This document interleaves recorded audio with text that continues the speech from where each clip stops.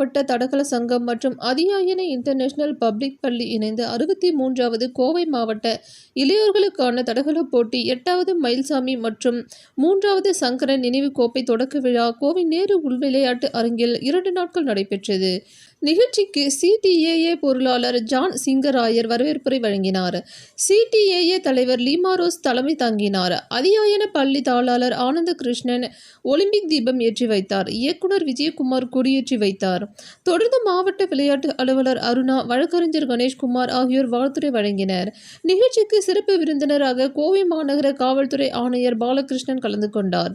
இது சிறப்பு அழைப்பாளர்களாக பழனிவேல், நவீன்குமார், அனுஷா ரவி, ரமேஷ், தீபன், தங்கவேல், சரவணன், கார்த்திக், சொம்சுதீன் ஆகியோர் கலந்து கொண்டனர்.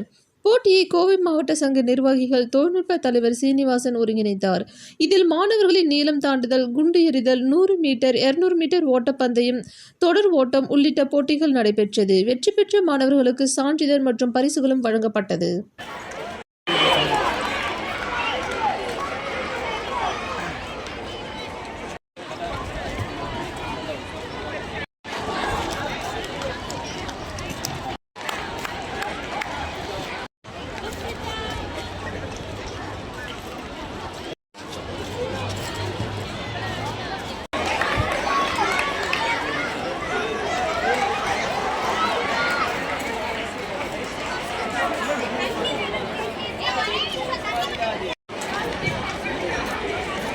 அது இது போட்டுங்க ரயில்வே